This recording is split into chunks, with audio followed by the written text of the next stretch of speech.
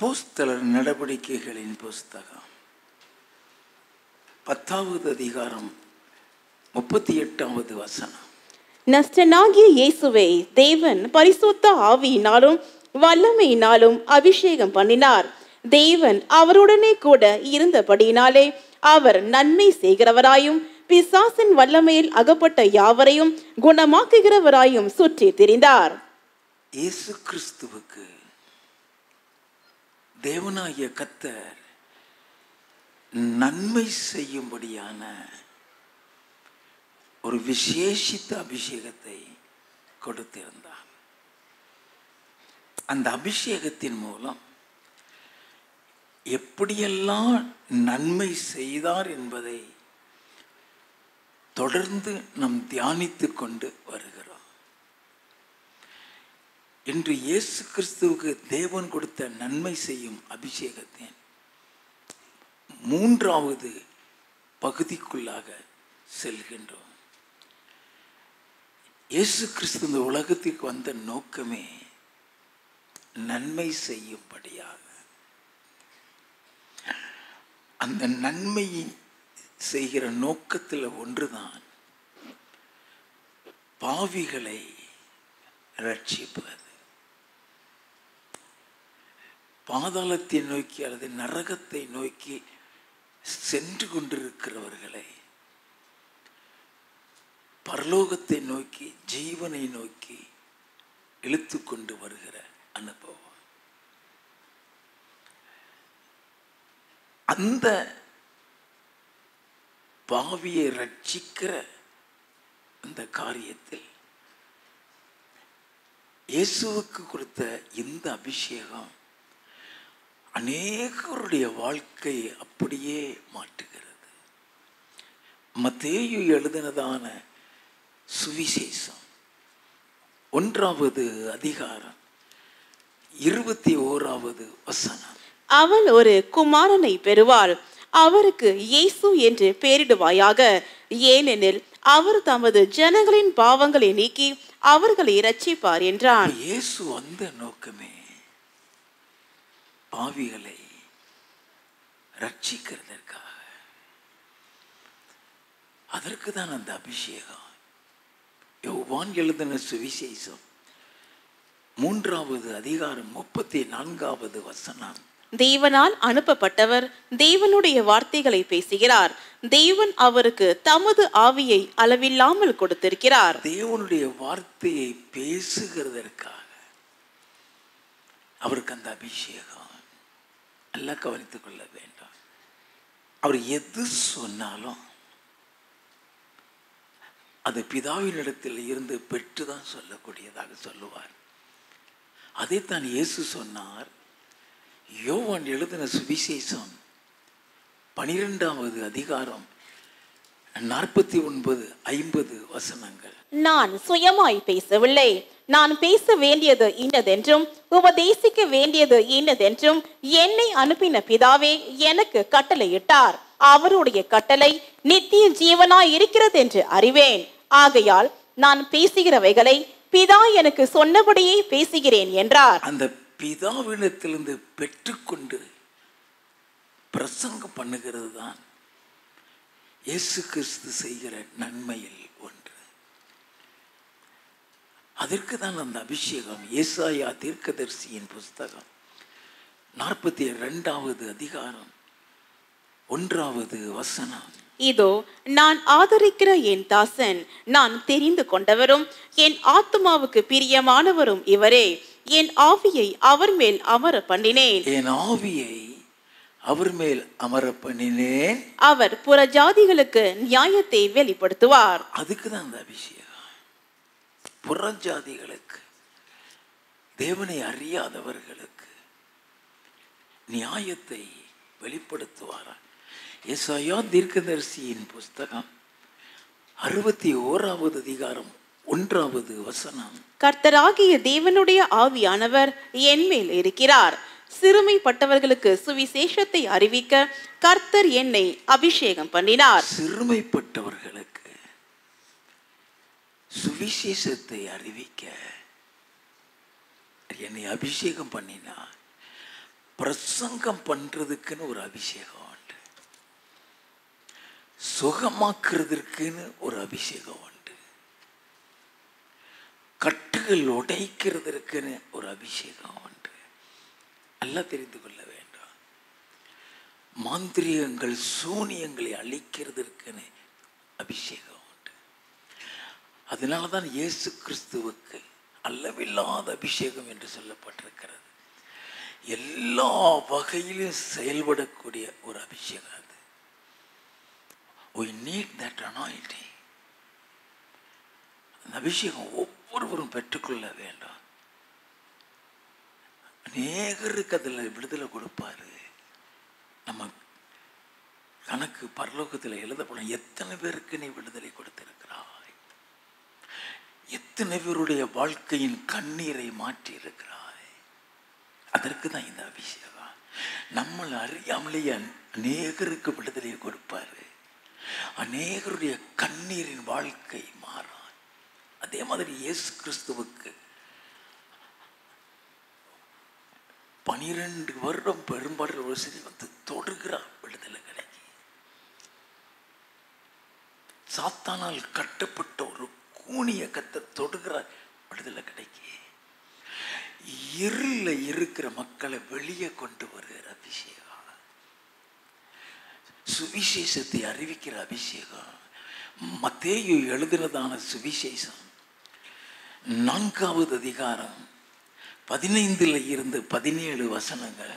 இருளில் இருக்கும் ஜனங்கள் பெரிய வெளிச்சத்தை கண்டார்கள். மரண இருளின் திசையில் இருக்கிறவர்களுக்கு வெளிச்சம் உதித்தது என்று ஏசாயா தீர்க்கதரிசியினால் உரைக்கப்பட்டது நிறைவேறும்படி இப்படி நடந்தது. அது முதல் இயேசு மனம் திரும்புகள், பரலோக ராஜ்யம் சமீபித்திருக்கிறது என்று பிரசங்கிக்க தொடங்கினார். மனம் திரும்புங்கள், நியாயத்தை வெளிப்படுத்துவார் என்று சொன்னாரே. மனம் திரும்புகள், பரலோக ராஜ்யம். பரலோக ராஜ்யத்துக்கு வழி நடத்தக்கூடிய ஒரு அபிஷேகம் அது. 23வது வசனம். பின்பு இயேசு கலிலேயா எங்கும் சுற்றி நடந்து அவர்களுடைய ஜெப ஆலயங்களில் உபதேசித்து ராஜ்யத்தின் சுவிசேஷத்தை பிரசங்கித்து ராஜ்யத்தின் சுவிசேஷத்தை அவர் பிரசங்கிக்கிறார். அந்த பிரசங்கிக்கிறதுக்குனே ஒரு அபிஷேகம். நீ என்ன பிரசங்கிக்கணுங்கிறத கர்த்தரே கொடுப்பார். எதை பிரசங்கிக்க வேண்டும், எப்படி பிரசங்கிக்க வேண்டும், எதையெல்லாம் சொல்ல வேண்டும், அதற்கு தான் அந்த அபிஷேகம். யோவான் எழுதின சுவிசேஷம் 6வது அதிகாரம் 38 40 வரை வாசிக்க கேட்போம். என் சித்தத்தின்படி அல்ல, என்னை அனுப்பினவருடைய சித்தத்தின்படி செய்யவே நான் வானத்தில் இருந்து இறங்கி வந்தேன். அவர் எனக்கு தந்தவைகளில் ஒன்றையும் நான் இழந்து போகாமல் கடைசி நாளில் அவைகளை எழுப்புவதே என்னை அனுப்பின பிதாவின் சித்தமாயிருக்கிறது. என்னை அனுப்பின பிதாவினுடைய சித்தமாயிருக்கிறது.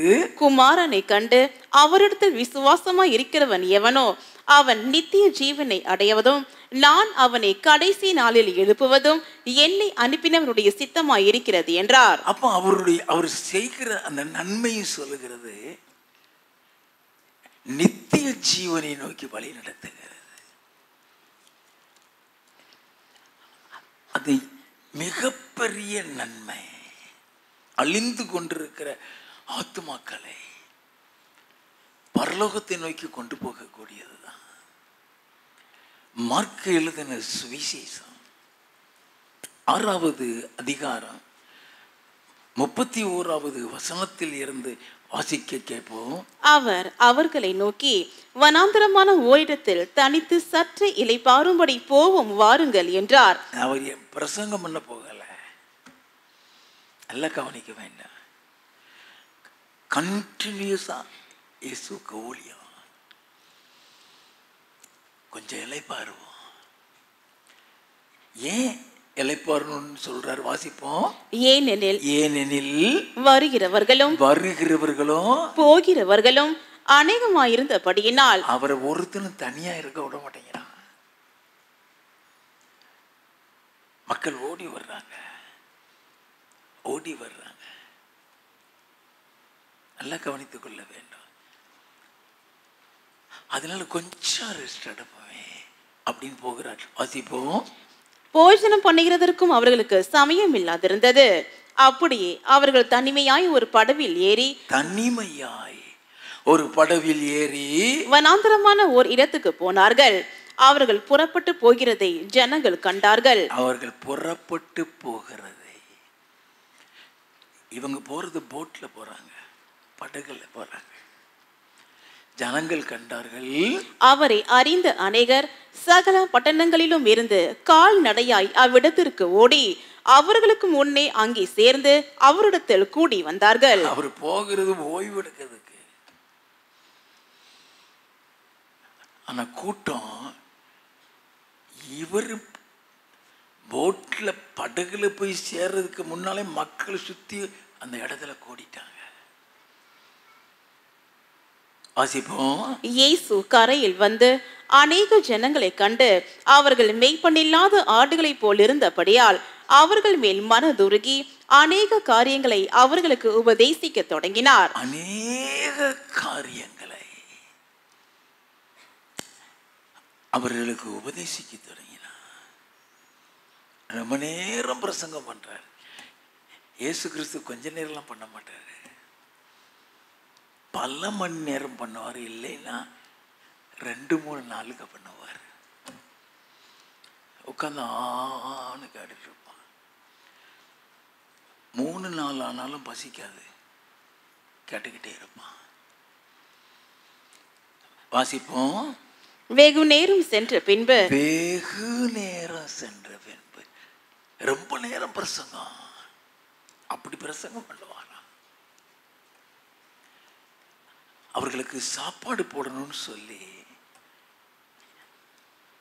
அங்க இருந்த ஒரு 5 அப்பம் 2 மீன் எடுத்து அதை ஆசீர்வதித்து அவருடைய பிரசங்கத்தை கேட்டவங்களுக்கு கொடுத்தாராம்.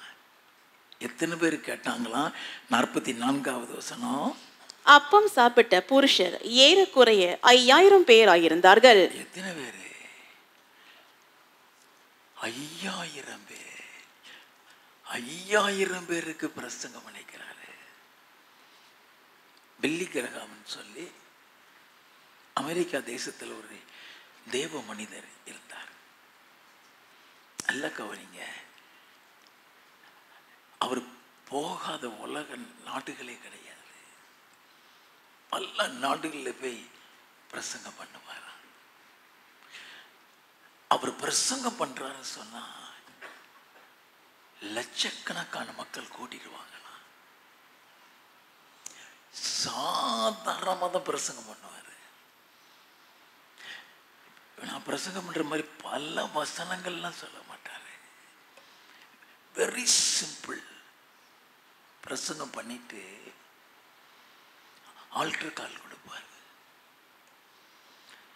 அந்த ஆல்டர் கால் கொடுக்கும்போது திரள் கூட்டம் ஓடி முன்னால வந்து ஒப்பு கொடுப்பாங்க. அவருக்கு அப்படிப்பட்ட ஒரு விசேஷித்த அபிஷேகம். நல்லா கவனித்துக் கொள்ள வேண்டும். தேவனாகிய கர்த்தர் ஒவ்வொரு மனிதர்களுக்கும் ஒரு விசேஷித்த அபிஷேகத்தை கொடுப்பார். அந்த அபிஷேகத்தின் மூலம் ஆயிரக்கணக்கான மக்கள் ரட்சிக்கப்படுவாங்க. அது நன்மை செய்கிறது. பாதாளத்தை நோக்கி போகிறவனை நீ பரலோகத்துக்கு நீ நடத்துறீனா அது நன்மை செய்கிறது. அப்ப இயேசு கிறிஸ்து அந்த அபிஷேகத்துல அவர் கிரியை செய்கிறாரு. 5000 பேர் அங்க அவரை தேடி வந்தது. அவர் போட்ல போனது தனியா போகிறார், ஓய்வெடுப்போமே. ஆனா அங்க கூடின கூட்டம் 5000. அப்படின்னா நல்லா கவனிங்க, அவருக்குள்ள எப்படிப்பட்ட ஒரு அபிஷேகம் இருக்க வேண்டும். மார்க் எழுதின சுவிசேஷம் 8வது அதிகாரம் 2, 3 வசனங்கள். ஜனங்களுக்காக பரிதபிக்கிறேன். இவர்கள் இப்பொழுது என்னிடத்தில் தங்கியிருந்த 3 நாளாய் சாப்பிட ஒன்றும் இல்லாதிருக்கிறார்கள். என்னது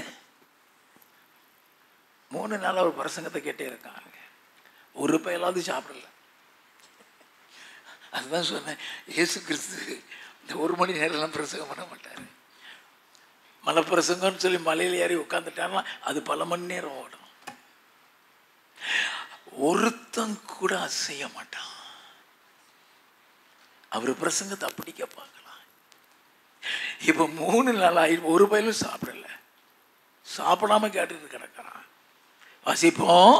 இவர்களில் சிலர் தூரத்தில் இருந்து வந்தவர்களாகையால் நான் இவர்களை பட்டினியாய் வீட்டிற்கு அனுப்பிவிட்டால் வழியில் சோர்ந்து போவார்களே என்றார். பட்டினியை அனுப்பிட்டா சோர்ந்து போய் விடுவார்களே. 6வது வசனம். அப்பொழுது அவர் ஜனங்களை தரையிலே பந்தியிற்கு கட்டளையிட்டு அந்த 7 அப்பங்களையும் எடுத்து ஸ்தோத்திரம் பண்ணி பிட்டு அவர்களுக்கு பரிமாறும்படி சீஷர்களிடத்தில் கொடுத்தார். அவங்க எல்லாருக்கும் பரிமாற கொடுக்கிறாரு. அந்த 3 நாளா உட்கார்ந்து இந்த பிரசங்கத்தை கேட்டாங்களே, அது எத்தனை பேரு? 9வது வசனம். சாப்பிட்டவர்கள் ஏறக்குறைய 4000 பேராயிருந்தார்கள். அங்க 5000, இங்க 4000, ஆயிரக்கணக்கான மக்கள். அவர் எங்கெல்லாம் போகிறாரோ அவர் போகிற இடமெல்லாம் கூட்டம் தான். மார்க் எழுதின சுவிசேஷம் 2வது அதிகாரம் 1வது 2வது வசனங்கள். சில நாட்களுக்கு பின்பு அவர் மறுபடியும் கப்பர்நகூமுக்கு போனார்.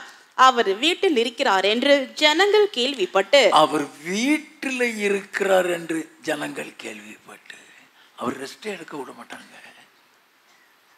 அவர் வீட்டில் இருக்கிறார் என்று ஜனங்கள் கேள்விப்பட்டு உடனே வாசலுக்கு முன்னும் நிற்க இடம் போதாத படிக்கு அநேகர் கூடி வந்தார்கள். உடனே அங்க பெரிய கூட்டம் கூடிருச்சு. கூடி வந்தார்கள். அவர்களுக்கு வசனத்தை போதித்தார். அவர்களுக்கு வசனத்தை போதித்தார்.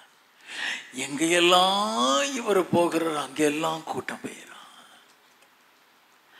அங்கெல்லாம் அவர்களுக்கு பிரசங்கம் பண்ணுகிறார். அவர் வந்த நோக்கம் பாவிகளை ரட்சிக்க. ஆயிரக்கணக்கான பேர் ரட்சிக்கப்படுகிறான். ஆயிரக்கணக்கான பேர் அவருடைய பிரசங்கத்தை கேட்டு கிடக்கிறார். போகட்டும். லூக்கா எழுதின சுவிசேஷம் 9வது அதிகாரம் 51வது வசனத்தில் இருந்து வாசிக்க கேட்போம். பின்பு அவர் எடுத்துக்கொள்ளப்படும் நாட்கள் சமீபித்த போது அவர் எருசலேமுக்கு போக தமது முகத்தை திருப்பி தமக்கு முன்னாக தூதர்களை அனுப்பினார். அவர்கள் போய் அவருக்கு இடத்தை ஆயத்தம் பண்ணும்படி சமாரியருடைய ஒரு கிராமத்திலே பிரவேசித்தார்கள். சமாரியருடைய கிராமத்தில் பிரவேசித்தார்கள். அவர் எருசலேமுக்கு போக நோக்கமாய் இருந்தபடியினால் அவ்வூரார் அவரை ஏற்றுக்கொள்ளவில்லை. அவர் உள்ள வரக்கூடாதுன்றான். எங்க சமாரியாவுக்குள்ள உள்ளவரை யூதனை உள்ள விட மாட்டான். சமாரியர்களுக்கும் யூதர்களுக்கும் இந்த காலத்துல நம்ம ஜாதி வேறுபாடுன்னு சொல்றத, அங்க அவனுங்களுக்குள்ள யூதன் சமாரியங்கிற வேறுபாடுகள் உண்டு. அல்ல, அவர் உள்ள வரக்கூடாதுங்கிறான். வாசிப்போம். அவருடைய சீஷராகிய யாக்கோபும் யோவானும் அதை கண்டபோது, ஆண்டவரே, எலியா செய்தது போல வானத்தில் இருந்து அக்கினி இறங்கி இவர்களை அழிக்கும்படி நாங்கள் கட்டளையிட உமக்கு சித்தமா என்று கேட்டார்கள். இவனுக்கு அடிச்சு விரட்டி போட்டான். கோவம் வந்துடுச்சு. உத்தரவு கூட, ஆண்டவரே, அக்கினியை இறக்கி சமாரியாவை அழிச்சிடுறோம். நல்ல கவனிங்க. அதுக்கு என்ன பதில் சொன்னாரு? அவர் திரும்பி பார்த்து, நீங்கள் என்ன ஆவி உள்ளவர்கள் என்பதை அறியீர்கள் என்று அதட்டி டோஸ் கொடுக்கிறார். அதட்டி, மனுஷகுமாரன் மனுஷருடைய ஜீவனை அழிக்கிறதற்கு அல்ல, ரட்சிக்கிறதற்கே வந்தார் என்றார். அவர்களும் ரட்சிக்கப்படுகிறது தான்ப்பா. நல்லா கவனிக்க வேண்டும். அவங்க அழிக்கப்படுறதுக்காக வரல. ரட்சிக்கப்படுகிறதற்கு தான். அதே சமாரியாவில் எந்த சமாரியாவில் அவரை ஏற்றுக்கிட மாட்டேன்னு சொன்னாங்களோ அதே சமாரியாவுக்கு இயேசு போகிறார். யோவான் எழுதின சுவிசேஷம் 4வது அதிகாரம் 4வது 5வது வசனங்கள். அவர் சமாரியா நாட்டின் வழியாய் போக வேண்டியதாய் இருந்தபடியால் யாக்கோபு தன் குமாரனாகிய யோசேப்புக்கு கொடுத்த நிலத்துக்கு அருகே இருந்த சமாரியாவில் உள்ள சீகார் என்னப்பட்ட ஊருக்கு வந்தார். அந்த ஊர்ல வந்து ஒரு கிணத்தடியில் இருந்து நிற்கிறாரு. ஒரே ஒரு சமாரிய ஸ்திரியை சந்திக்கிறாரு. நல்லா கவனிங்க. அவருக்குள்ள இருக்கிற அபிஷேகத்தைக்காக நான் சொல்லுகிறேன். அவருக்குள்ள எப்படிப்பட்ட அபிஷேகம் இருந்தது? அது நன்மை செய்கிற அபிஷேகம். எந்த சமாரியாவில் அவர் உள்ள விடமாட்டேன்னு சொன்னா அதே சமாரியாவில் போய் நிற்கிறாரு. 8வது வசனம். அப்பொழுது சமாரியா நாட்டாளாகிய ஒரு ஸ்திரீ தண்ணீர் மொள்ள வந்தால் இயேசு அவளை நோக்கி தாகத்துக்கு தா என்றார். அவளிடத்துல தாகத்துக்கு தானே ஆண்டவர் கேட்கிறாரு. வாசிப்போம். யூதர்கள் சமாரியருடனே சம்பந்தம் கலவாதவர்களானபடியால் அவங்களுக்கும் இவங்களுக்கும் டச் கிடையாது. வாசிப்போம். சமாரியா ஸ்திரீ அவரை நோக்கி நீர் யூதனாயிருக்க சமாரியா ஸ்திரீயாகிய என்னிடத்தில் தாகத்துக்கு தா என்று எப்படி கேட்கலாம் என்றால். நல்லா கவனித்துக் கொள்ள வேண்டாம். எங்கள்கிட்ட சம்பந்தமே கொள்ள மாட்டீங்களே, எங்கள்கிட்ட தண்ணி வாங்கி கொடுக்க மாட்டீங்களே. இன்னைக்கும் இருக்குது அது. என்கிட்ட எப்படி கேட்கிறீரு? நல்லா கவனிங்க. அவர்களுக்குள் கான்வர்சேஷன் நடக்கிறது. ஆண்டவர் சொல்லுகிறாரு 14வது வசனம். நான் கொடுக்கும் தண்ணீரை குடிக்கிறவனுக்கோ ஒரு காலும் தாகம் உண்டாகாது. நான் அவனுக்கு கொடுக்கும் தண்ணீர் அவனுக்குள்ளே நித்திய ஜீவகாலமாய் ஊறுகிற நீரூற்றாய் இருக்கும் என்றார். அவர் ஜீவ தண்ணீரை பற்றி அவளுக்கு பேசிக் கொண்டிருக்கிறார். அவ கேட்கிறா, ஆண்டவரே எனக்கு அந்த தண்ணி வேணும். என்ன சொன்னார்? 16வது வசனத்தில் இருந்து இயேசு அவளை நோக்கி நீ போய் உன் புருஷனை இங்கே அழைத்து கொண்டு வா என்றார். அதற்கு அந்த ஸ்திரீ எனக்கு புருஷன் இல்லை என்றாள். இயேசு அவளை நோக்கி எனக்கு புருஷன் இல்லை என்று நீ சொன்னது சரிதான். எப்படி எனில் 5 புருஷர் உனக்கு இருந்தார்கள். 5 புருஷர். அவள் நல்ல நடக்கை உள்ளவா அல்ல. நல்ல கவனிங்க. அவருக்குள் இருந்த தீர்க்க தரிசன அபிஷேகம் அது ரகசியத்தை வெளியே கொண்டு வரும். மறைந்து கிடக்கிறதை வெளியே கொண்டு வரும். அவருக்குள் அப்படிப்பட்ட ஒரு அபிஷேகம். ஆண்டவர் சொல்றாரு, எப்படி என்றால் 5 புருஷன் உனக்கு இருந்தார்கள், இப்பொழுது உனக்கு இருக்கிறவன் உனக்கு புருஷன் அல்ல. எவனையோ கூட்டி வச்சுக்கிட்டு இருக்கிற. இப்பொழுது உனக்கு இருக்கிற புருஷன் அவ பாவி, அவ சரியான நடக்க உள்ளவே இல்லை. அவள்கிட்ட போய் பேசி கொடு. அவருடைய அபிஷேகம் அவளை மாத்திரும். வாசிப்போம். இதை உள்ளபடி சொன்னாய் என்றார். இதை உள்ளபடி சொன்னாய் என்றார். அப்பொழுது அந்த ஸ்திரீ அவரை நோக்கி ஆண்டவரே நீர் தீர்க்கதரிசி என்று காண்கிறேன். தீர்க்கதரிசி? யார் தீர்க்கதரிசி?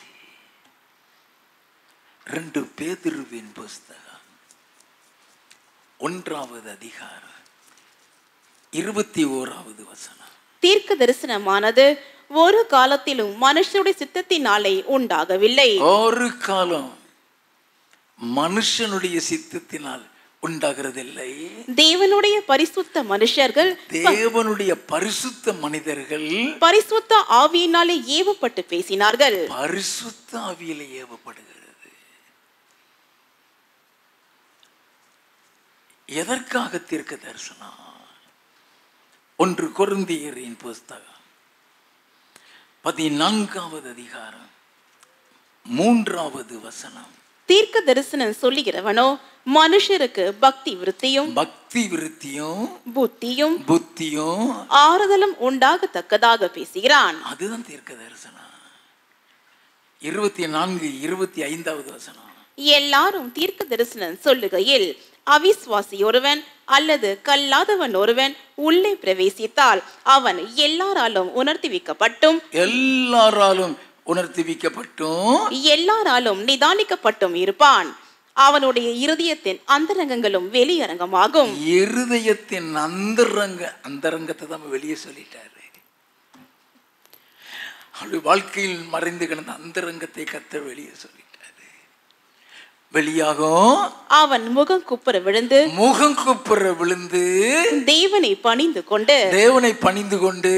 தேவன் மெய்யாய் உங்களுக்குள்ள இருக்கிறார் என்று அறிக்கையிடுவான். ஆண்டவரை அறியாதவன் கர்த்தரும் கூட இருக்கிறார் அப்பா. அதுக்கு தான் தீர்க்க தரிசனம்.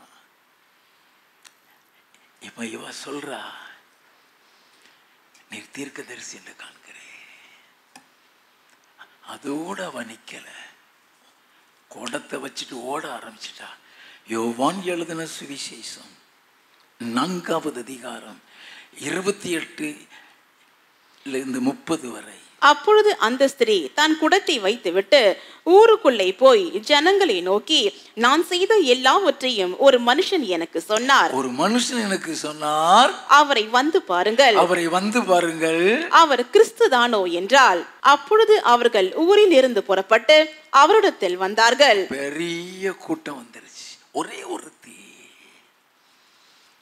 ஒரே ஒருத்தி போய் சொல்றா, நன்மை செய்கிறது.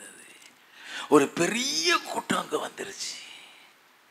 39வது வசனத்திலிருந்து, நான் செய்த எல்லாவற்றையும் எனக்கு சொன்னார் என்று சாட்சி சொன்ன அந்த ஸ்திரீயினுடைய வார்த்தை நிமித்தம் அந்த ஊரில் உள்ள சமாரியரில் அநேகர் அவர் மேல் விசுவாசம் உள்ளவர்களானார்கள். அந்த ஊர்ல இருந்து எந்த சமாரியாவை அழிக்கணும்னு சொன்னார்களோ அதே சமாரியால் அநேகர் ரட்சிக்கப்பட்டார்கள். வாசிப்போம். சமாரியர் அவரிடத்தில் வந்து தங்களிடத்தில் தங்க வேண்டும் என்று அவரை வேண்டிக் கொண்டார்கள். அவர் 2 நாள் அங்கே தங்கினார். 2 நாள் தங்கி பிரசங்கம் பண்றார். இவனுக்கு போய் இவ வந்து சொல்லி வந்த கூட்டம் ஒரு பெரிய கூட்டம். இந்த கூட்டம் போய் சொல்லி இந்த 2 நாள்ல இன்னும் பெரிய கூட்டம் வந்துருச்சு. அவங்களுக்கு இவ சொன்னதெல்லாம் தெரியா. இங்க இவருடைய பிரசங்கத்தை கேட்டு போனவங்க அவங்க ஒரு பெரிய கூட்டத்தை கூட்டு வந்து சொல்றாங்க. வாசிப்போம். அப்பொழுது அவருடைய உபதேசத்து நிமித்தம் இன்னும் அநேகம் பேர் விசுவாசித்து அந்த ஸ்திரீயை நோக்கி, உன் சொல்லி நிமித்தம் அல்ல, அவருடைய உபதேசத்தை நாங்களே கேட்டு அவர் மெய்யாய் கிறிஸ்துவாகிய உலக இரட்சகர் என்று அறிந்து விசுவாசிக்கிறோம் என்றார்கள். இதுக்குதான் இயேசு வந்தார்.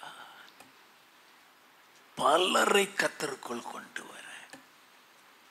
அவரை வெறுத்தவங்க, அவரை உள்ள விடமாட்டேன்னு சொன்னவங்க, அந்த கிராமமே இயேசுவை ஏற்றுக்கொண்டாங்க. யோவான் எழுதின சுவிசேஷம் 5வது அதிகாரம் 24வது வசனம். என் வசனத்தை கேட்டு என்னை அனுப்பினவரை விசுவாசிக்கிறவனுக்கு நித்திய ஜீவன் உண்டு. அவன் ஆக்கினை தீர்ப்புக்குட்படாமல் மரணத்தை விட்டு நீங்கி ஜீவனுக்குட்பட்டிருக்கிறான் என்று மெய்யாகவே உங்களுக்கு சொல்லுகிறேன். அதுக்குதான் இயேசு வந்தார். நம்ம இதுக்கு முன்னால பார்த்தோம், விபச்சாரிய கொண்டு வந்தாங்க, அவளை கல்லெறிஞ்சு கொள்ளணும்னாங்க. அவளை மன்னித்து, நானும் உன்னை ஆக்கினைக்குள் தீர்க்கல், இனி பாவம் செய்யாதே. தனிப்பட்ட முறையிலையும் பாவத்தில் இருந்து அவங்களை விடுதலை செய்தாரு. இப்போ மாஸ் எவாஞ்சலிசம், திரளான மக்களை அவரிடத்துல கொண்டு வர்றது. இயேசு சொன்னார் 27வது வசனத்திலிருந்து, அவர் மனுஷகுமாரனாய் இருக்கிறபடியால் நியாய தீர்ப்பு செய்யும்படிக்கு அதிகாரத்தையும் அவருக்கு கொடுத்திருக்கிறார். இதை குறித்து நீங்கள் ஆச்சரியப்பட வேண்டாம். ஏனென்றால் பிரேத குழிகளில் உள்ள அனைவரும் அவருடைய சத்தத்தை கேட்கும் காலம் வரும். அவருடைய சத்தத்தை கேட்கும் காலம் வரும். அப்பொழுது நன்மை செய்தவர்கள் ஜீவனை அடையும்படி எழுந்திருக்கிறவர்களாகவும், நன்மை செய்கிறவர்கள் ஜீவனை அடையும்படி எழுந்திருக்கிறவர்களாகவும், தீமை செய்தவர்கள் ஆக்கினையை அடையும்படி எழுந்திருக்கிறவர்களாகவும் புறப்படுவார்கள். ஆக்கினையை அடையும்படி எழுந்திருக்கிறவர்களாகவும் புறப்பட, நன்மை செய்கிறவர்கள் ஜீவனை அடையும்படியாக எழுந்திருப்பார்கள். இந்த அபிஷேகம் உங்களுக்குள்ள இருந்ததுன்னா நீ போகிற இடமெல்லாம் பாவத்தை இருந்து விடுதலை ஆவார்கள். அல்லேலூயா. கடந்த வாரங்களில் நடைபெற்ற கூட்டங்களில் இயேசு கிறிஸ்து செய்த அற்புதங்களில் ஒரு சிலவற்றை தேவ நாம மகிமைக்காக இப்பொழுது தொகுத்து வழங்குகிறோம். எங்க இருந்து வரீங்க? என் பேர் சுதா, நான் அண்ணா நகர்ல இருந்து வரேன். எங்க வீட்டுல ரொம்ப பிரச்சனை. என் வீட்டுக்காருக்கு எந்த விஷயம் எல்லாம் பிடிக்காதோ அதெல்லாம் நான் செஞ்சுட்டே இருந்தேன். ஆனா ஏன் செய்யறேன்னு எனக்கு தெரியல. அப்ப ரொம்ப எங்களுக்குள்ள ப்ராப்ளம் ஆயிடுச்சு. ஒரு மாசமா ரொம்ப பிரச்சனை. 2 பேருக்குள்ள வேணான்ற அளவுக்கு வர அளவுக்கு பிரச்சனை. அப்ப நாங்க ஒரு சிஸ்டர் கிட்ட போயிட்டு பேசிட்டு அவங்க கிட்ட சும்மா ஒரு கவுன்சிலிங் பண்ணலான்னு போனோம். அப்ப அந்த சிஸ்டர் சொன்னாங்க, இங்க போங்க, இன்னைக்கு இந்த இடத்துல இந்த மாதிரி ப்ரேயர் மீட்டிங் இருக்குன்ட்டு. அப்ப அந்த சிஸ்டர் சொன்னாங்க, என் வீட்டுல அவங்களுக்கு வேற ஏதோ நீங்க நினைக்கிற மாதிரி அந்த பொண்ணு அப்படி கிடையாது, அவளுக்குள்ள வேற ஏதோ இருக்கு, நீங்க கூட்டிட்டு போனா உங்களுக்கு நான் சொல்ல வேணாம், அங்க தெரியும். நான் இங்க வரப்பவே நான் ஒரு மாதிரி பதட்டமா தான் வந்தேன், இங்க எதுக்கு போவேணான்ற மாதிரி. சரி, வீட்டுல இருக்கவங்களா சொல்றப்ப நம்ம எதுவும் சொல்லக்கூடாதுன்னு வந்துட்டு நாங்க அங்க உட்காந்துட்டு இருந்திருக்கப்போ எனக்கு ஒரு மாதிரி பதட்டமா இருந்துச்சு. வீட்டுல சொன்னேன், என்ன தெரியல, ஒரு மாதிரி டென்ஷனா இருக்குன்ட்டு. அதெல்லாம் ஒண்ணும் இல்லை, பாத்துக்கலான்னாரு. அங்க இருக்கப்போ இவ்வளோ ஏசி ஓடுது, இவ்வளோ ஃபேன் இருக்கு, ஆனா எனக்கு வேர்த்து போச்சு. அது வரைக்கும் நல்ல ஞாபகம் இருந்துச்சு, எனக்கு வேர்த்து கொட்டுறது வரைக்கும் ஞாபகம் இருந்துச்சு. பட் அதுக்கப்புறம் எதுவும் ஞாபகம் இல்லை. இங்க ஐயா என்னை கூப்பிட்டு விசாரிச்சப்பதான் எனக்கு தெரியும், என்ன ஆச்சு உனக்கு, என்ன பண்ணனிட்டு. அப்ப நான் சொன்னேன், எனக்கு என்ன தெரிஞ்சதுன்னா, இந்த உச்சில இருந்து யாரும் முடி பிடிங்க எடுத்த மாட்டேன், அந்த வலி இருந்துச்சு, 2 கையிலயும் வலி இருந்துச்சு. நான் இப்ப வரைக்கும் அதான் யோசிக்கிறேன், அது என்னவா இருக்கும், எப்படி அங்க இருந்து இங்க வந்தோம், நம்ம முடி யார் இங்க பிடிச்சு இத்தனை பேர் முன்னாடி யார் இழுக்க போறான்னு அது யோசிச்சுட்டே இருந்தேன். அப்புறம் ஐயா சொன்னாங்க, தூக்கு போடுற ஆவின்னுட்டு. எனக்கு ஒரு மாசமாவே எனக்கு இவருக்கு சண்டை வந்தாவே நான் சொல்ற வார்த்தை, நான் செத்துறேன். என்னால இவனை திட்டுவாரு, பைபிள் எடுத்துட்டு இப்படி பண்றேன். எனக்கு அப்ப வரைக்குமே எனக்கு தூக்குல போடணுன்ற அந்த ஒரு மைண்டு தான் இருந்துச்சு. அப்புறம் அடிக்கடிக்கு அந்த அடிவயிறு வலிச்சுட்டே இருக்கும். ஒண்ணும் இல்லைன்னா கூட வலிக்கும். டாக்டர்கிட்ட போனப்போ ஒன்னும் சொல்லிட்டாங்க, ஒன்னும் இல்லைன்னு. அதை நான் பெருசா எடுத்துக்கல. இப்ப ஐயா கடைசியா ப்ரேயர் பண்றப்போ யாருன்னு எனக்கு தெரியாது, நீங்க அப்பதான் கடவுள்கிட்ட வேண்டிட்டு அடி வயித்துல கை வச்சு ப்ரேயர் பண்ணேன். யாரோ ஒரு நபர் இருக்கிறீங்க, உன்னுடைய அடி வயத்துல அடிக்கடி ஒரு வலி வருகிறது. நல்லா கவனி, அடி வயத்துல வலி வருகிறது, பிடிச்சு இழுக்கிறது மாதிரி உனக்கு ஒரு வலி வருகிறது. அது பொல்லாத பிசாசு கொடுக்கிற ஒரு வியாதி. என் இயேசு இப்ப சுகம் கொடுக்கிறார், என் ஆண்டவர் உனக்கு சுகம் கொடுக்கிறார். Accept the healing of Jesus. Accept the healing of Jesus. இப்பொழுது அற்புதம் நடக்கிறது ஐயா. எனக்கு என்ன பொறுத்த வரைக்கும் எனக்கு கடவுள் சுகத்தை கொடுத்துட்டாரு ஐயா மூலியமா. நான் ரொம்ப வேண்டிட்டே இருந்தேன், அவர் என்ன பார்க்கணும்னுட்டு.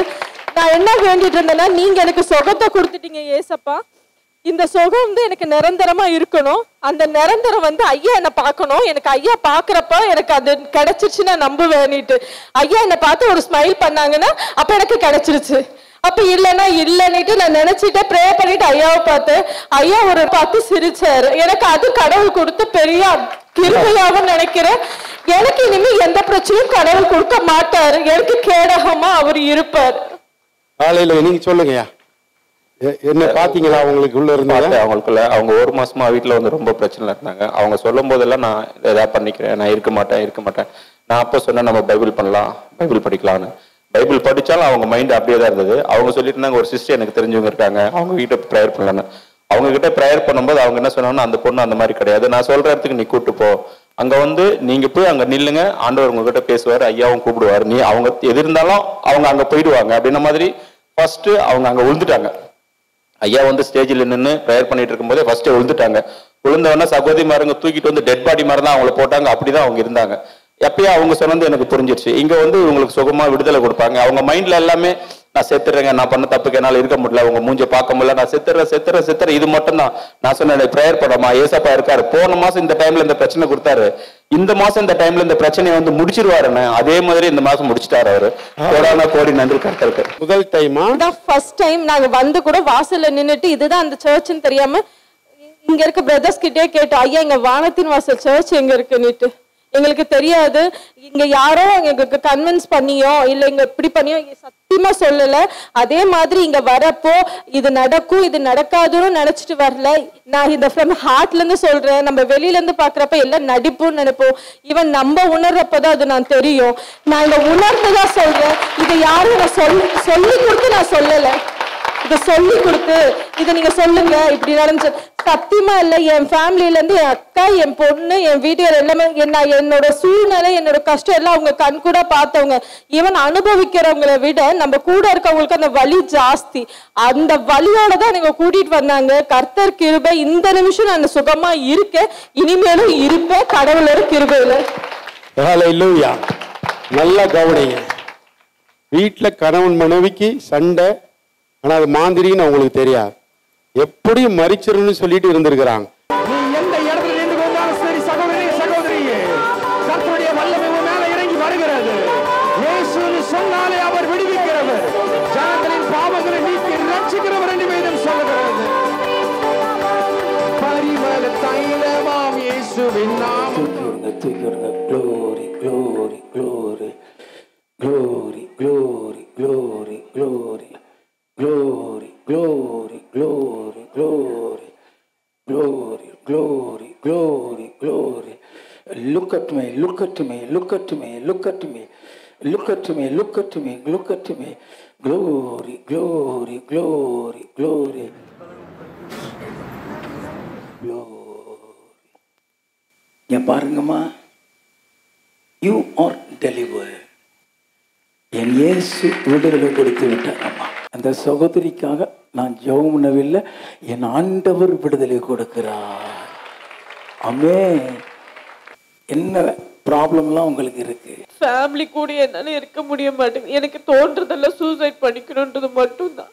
அதுக்கு என்ன பண்ணா இந்த மாதிரி எப்படி இருக்குன்னு எனக்கு தெரியல. ப்ரேயர் பண்றேன், பைபிள் படிக்கிறேன், ஆனாலும் என்னால அதுல திருப்தியா இருக்க முடியல. இப்ப 1 மந்த்தா ரொம்ப உடம்பு முடியல, எப்படின்னு சொல்ல முடியல. பேக் பெயின், கால் வலி, தலைவலின்னு அது மாதிரி எதனா ஒண்ணு வந்துட்டே இருக்கும். ஆனா ஏன் வருதுன்னே தெரியல. இத்தனைக்கும் நான் அவ்வளவு ஸ்ட்ரெயின் பண்ணவும் மாட்டேன். இங்க என்ன நடந்துச்சுன்னு தெரியுமாம்மா? நாங்க என் வீட்டுக்கார கூட நின்றுட்டு இருந்தேன், ப்ரேயர் பண்ணிட்டு இருந்தேன், அவ்வளவுதான் தெரியும். அப்புறம் ரொம்ப எனக்கு ஒரு மாதிரி இருந்துச்சு. சரி, அவ்வளவுதான் எனக்கு தெரியும். நான் இங்க எப்படி வந்து தெரியல. சூனியம் வச்சிருக்க உங்களுக்கு சூனியம் வச்சிருக்கிறாங்க. நீங்க அங்க நின்றுட்டு இருக்கும் பொழுது என் ஆண்டவர் விடுதலை கொடுத்து விட்டாங்க. பிசாசின் கிரிகளை, மாந்திரி கிரிகளை கர்த்தர் வெளிப்படுத்தி இந்த நாளிலே பரிபூர்ண சுகத்தை கொடுத்திருக்கிறார்.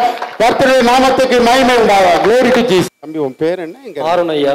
பம்மல்ல இருந்து வரேன், சென்னை பம்மல்ல இருந்து வரேன். எனக்கு ஒரு 7 வருஷமா பேக் பெயின். நான் ரொம்ப நாளா செக் பண்ணிட்டு இருந்தேன். ஹாஸ்பிட்டல்லாம் ஓடி ஓடி போய் பார்த்தேன், சுத்தமா முடியல. ஹாஸ்பிட்டல்ல போயிட்டு செக் பண்ணேன், எம்ஆர்ஐ டெஸ்ட் எடுத்தேன், மாஸ்டர் செக்அப் எடுத்தேன், எல்லாமே பண்ணி பார்த்துட்டேன். எல்லா ரிசல்ட்லயும் நார்மல் நார்மல் நார்மல். ஒரு 12 மணி 1 மணி ஆச்சுன்னா கண்ணு மேலே தள்ளிடும், அப்புறம் கை கால்லாம் பதட்டம் கொடுக்காம ஆயிரும். அன்னைக்கு நைட்டே நான் ஹாஸ்பிட்டல் ஓடிடுவேன். அன்னைக்கு நைட்டு ஹாஸ்பிட்டல் ஓடிடும், போனாலும் செக் பண்ணாலும் நார்மல்.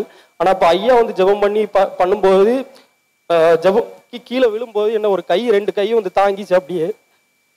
அதை என்னால் மறக்க முடியல. அந்த கை அப்படி இருந்துச்சியா சொல்ல முடியல, அப்படியே தாங்கின மாதிரி இருந்துச்சு. எனக்கு சொல்ல முடியலையா, அப்போ அந்த அளவுக்கு பயங்கரமா இருந்துச்சு. ஆனால் அதுக்கப்புறம் கொஞ்ச நாள்ல நான் நார்மல் ஆயிட்டேன். பம்மலேருந்து இங்க வரும்போது வயிறு வலி, சம வலி, என்னால முடியல, நடக்க முடியாம எங்க அம்மா கை தூக்கி கூட்டு வந்தாங்க. வந்தோன்னு இங்க எப்போ வரும் எப்போ அந்த ஆர்வமா தான் இருந்தேன். வந்தோன்னே அதுக்கப்புறம் ஐயா ஜெபம் பண்ணதுக்கப்புறம் 2 கையை எப்பயும் பின்னாடி நான் தலை கீழே உழல, கை அப்படியே தாங்கிச்சு என்ன கையை. காலையில் நல்ல கரங்களை தட்டுங்க. 7 ஆண்டுகளாக மாந்திரியம், இடுப்பு வழியில இங்க உள்ள கூட நடக்க முடியாம வந்திருக்கிறார். 3 மாதமா நைட்டு நேரத்துல எல்லாம் கண்ணு மேல போயிருமா. எல்லா டெஸ்டும் எடுத்திருக்கிறார், நார்மல் வந்துருது. ஆனா அவருக்கு தெரியாது இவருக்கு விரோதமாய் மாந்திரியம் சூனியம் செய்திருக்காங்கன்னு. தேவதாசர் கரத்தை நீட்டும் பொழுது தேவ ஆவியானவர் கரத்தை நீட்டி இருக்கிறாரு. Glory, glory, glory, glory, glory, glory.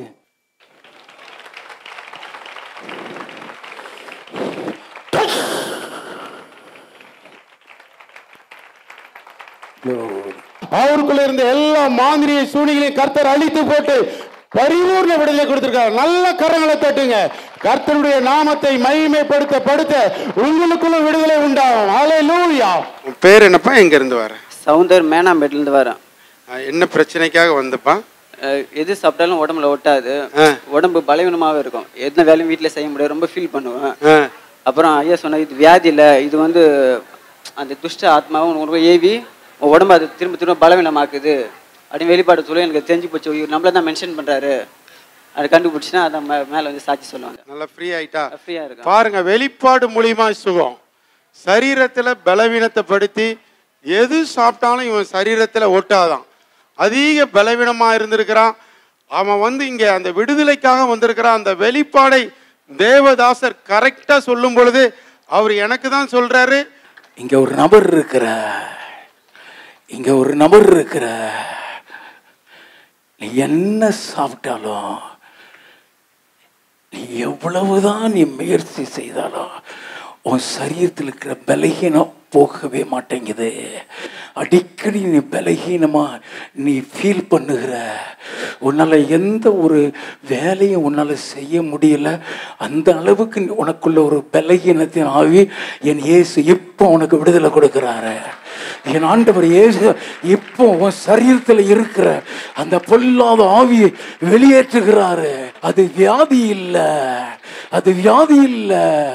நீ எத்தனை மாத்திரை சாப்பிட்டாலும் அது சுகமாகாது.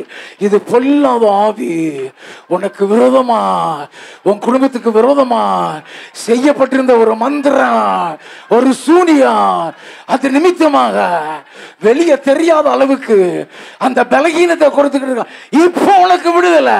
அந்த சரீரத்துல உனக்குள்ள இருக்கிற அந்த பிசாசு தான் உனக்குள்ள இருந்து உன்னுடைய சரீரத்தை விடுதலை ஆக விடாம பண்ணிருக்குன்னு சொன்ன அந்த மாத்திரத்திலே மகனுக்குள்ள இருந்த எல்லா பலவீனத்தின் ஆவியும் கர்த்தர் விடுதலை கொடுத்திருக்கிறார். இத்தனை வருஷமா பாடுபடுறேன். இப்போ ஒரு 10 வருஷமா இருக்கும், அதுக்கு மேல இருக்கும். 15 வருஷம் இருக்கும். 15 வருஷமா இந்த மகனுக்கு அந்த பலகீனம். ஆனா அவன் என்ன சாப்பிட்டாலும் அந்த உடம்புல ஒட்டல. ஆனா அவனுக்குள்ள அந்த அசுத்த ஆவியினாலே அப்படி இருக்குன்னு அவனுக்கு தெரியல. ஆனா இந்த நாள்ல இந்த வெளிப்பாடு வந்தோடனே அந்த அசுத்த ஆவி அவனை விட்டு வெளியே போய் கர்த்தர் விடுதலை கொடுத்திருக்கிறார். கர்த்தருடைய நாமத்துக்கு மகிமை உண்டா. Glory to Jesus.